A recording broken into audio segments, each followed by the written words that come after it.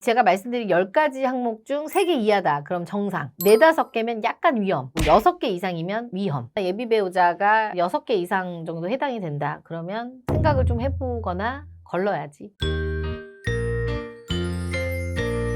피디님들이 결혼을 하게 되면 그분이 애비 배우자가 되잖아요. 애비 배우자가 나한테 이제 결혼하기 전에 나 빚이 한 3억 있어. 그럼 어떨 것 같아요? 근데 그게 어떤 빚이냐에 따라서 다를 것 같아요. 그쵸? 왜냐면 부부는 이제 법적으로 하나가 되잖아. 애비 배우자의 채무는요, 그게 곧 나의 채무가 될 수 있어요. 하나로 보기 때문에. 특히 이 배우자의 빚 규모가 클수록 결혼 후의 삶이요, 진짜 송두리째 무너질 수도 있어. 실질적으로 이런 사례를 저는 봤고요. 오늘은 결혼 전에 반드시 확인해야 될 배우자의 빚에 대해서 한번 자세히 이야기해 볼게요. 첫 번째, 결혼 전에 채무 확인입니다. 결혼 후에 발생할 수 있는 금전적인 갈등이 있을 수 있잖아요. 그럴 때 이걸 미리 예방하려면 결혼할 사람의 빚이 얼마인지 이거를 확인을 해야 돼. 지금 피디님들 결혼 안 한 분들 있잖아. 확인할 거야, 안 할 거야? 무조건 해야죠. 무조건 해야 된다고 생각해. 남자 피디님들은 아예 생각도 못한 표정인데? 이거까지 확인해야 되나? 이런 어리둥절한 표정 맞나? 지금 이제 알았죠. 내가 얘기해줘서. 어떻게 물어봐야 될지도 고민돼요. 이거를 확인하는 방법이 있지. 그게 뭐냐면 신용보고서. 신용보고서는 신용평가사 홈페이지에 가면 쉽게 이용할 수 있어요. 여기에서 약혼, 결혼 이거를 제출하는 용이 있거든. 그걸 이제 선택을 하는 거지. 이렇게 되면 예비 배우자의 신용 정보를 알 수 있어요. 참고하세요, 여러분들. 몰랐죠? 내가 진짜 좋은 꿀팁을 주네요. 대표님도 결혼 전에 이런 거 확인하셨어요? 네, 빚은 없더라고요. 근데 만약에 빚이 있었다면 안 했지. 절대 안 했지. 미쳤어?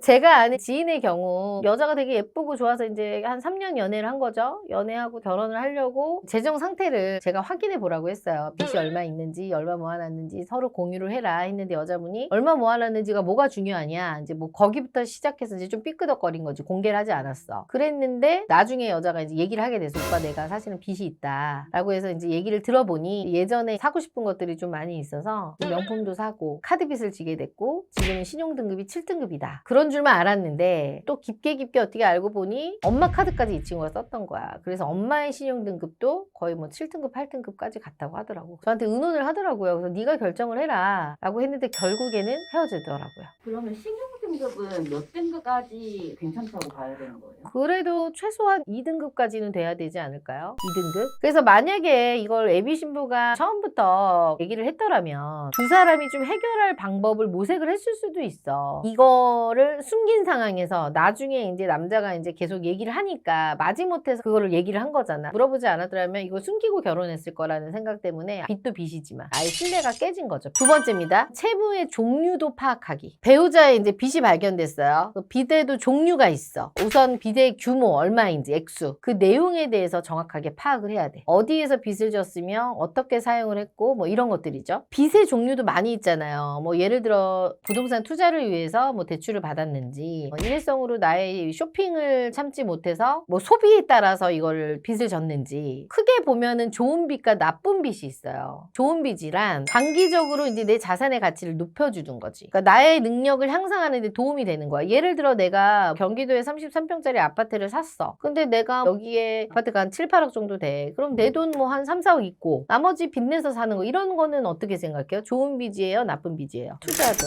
그죠? 내가 능력이 되니까 그것도 대출이 나온 거거든. 신용등급이 안 되면 이 대출도 안 나오는 거거든요. 나의 집을 위해서 투자를 한 거잖아. 이거는 당연히 좋은 거죠. 학자금 대출. 여러분들 학교 다닐 때 학자금 대출 받았어요? 안 받았어요? 받았어요. 그죠? 왜 받았어요? 돈이 없어서. 돈이 없어서 학교는 가야 되니까 공부는 해야 되고 공부하기 위해서 학자금 대출 받은 거야. 이게 나쁜 거야, 좋은 거야? 좋은 거지. 학교 졸업하면 또 어떻게 돼? 좋은데 또 취업할 수도 있는 거고 이런 거는 좋은 빚의 애인 거죠. 나쁜 빚의 애시는 뭐가 있을까? 신용카드 대출, 리볼빙, 현금 서비스. 돈이 없어서 현금 서비스 받을 수는 있는데 내가 뭐 명품을 하나 사려고 외제차를 뭐 구입하려고 없는 형편에 이런 것들이 쌓여서 이제 어떻게 돼? 이자가 점점 쌓이다 보면 어떻게 돌려막기를 하게 되죠. 돌려막기를 하게 되면 이제 어떻게 돼? 제가 아는 지인은 이 돌려막기를 하다가 정 안 되니까 어디로 가냐? 사채.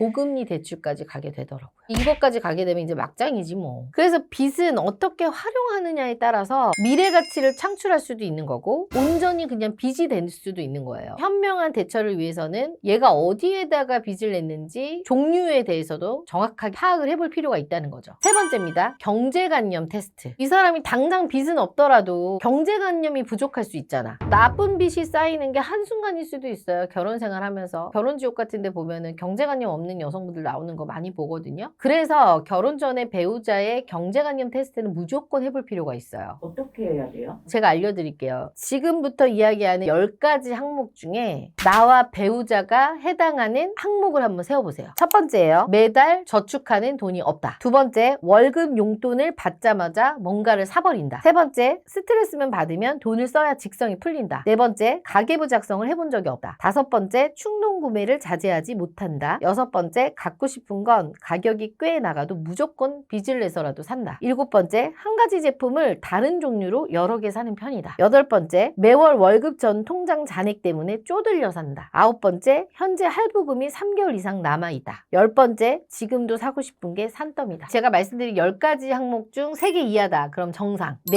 5개면 약간 위험. 6개 이상이면 위험. 예비 배우자가 6개 이상 정도 해당이 된다. 그러면 생각을 좀 해보거나 걸러야지. 대표님 어떤 거예요?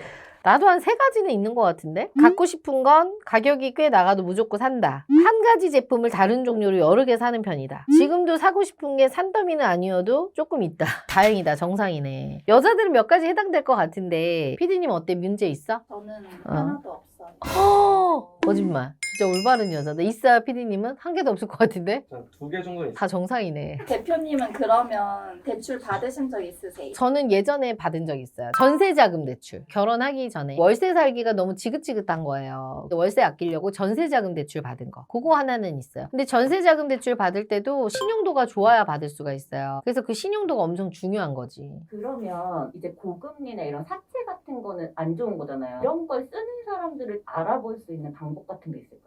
예전에 저 아는 지인은 그렇게 전화가 많이 와. 뭐만 하면은 전화가 와서 전화를 그렇게 받으러 가고 바빠 항상. 바쁘고 항상 어디를 막 다녀오더라고. 그러니까 뭔가 쪼달리다 보니까 억압을 줄 거 아니에요. 빨리 갚아라. 그러니까 그거에 대해서 이제 또 뭐 조율을 하러 가야 되거나 이제 그런 것들이 있다 보니까 항상 바쁘고 통화도 자주 하고 항상 돈이 없어. 뭐 심지어 밥 먹을 돈도 없어. 이런 경우가 있더라고. 요즘 이제 고금리 대출을 받잖아요. 그럼 군대까지 쫓아간대요. 불법 추심이라 그래서 군대까지 쫓아가서 그거에 대해서 받아낸다고 하더라고. 그만큼 이제 이게 되게 무서운 거여서 고금리 대출까지 가지 않는 게 가장 현명한 거죠. 오늘은 결혼 전 반드시 확인해야 할 배우자의 빚에 대한 얘기를 한번 해봤는데요. 배우자의 채무 확인은 결혼을 앞둔 두 사람 사이에 신뢰를 더욱 굳건히 하는 자연스러운 절차예요. 이렇게까지 해야 돼라고 생각하면 나중에 당하고 나면 인생 골로 갈 수 있으니까 나부터 솔직하게 이제 공유를 하고 상대방도 공유를 하자. 이거는 먼저 용기를 내어서 꼭 해볼 필요가 있습니다.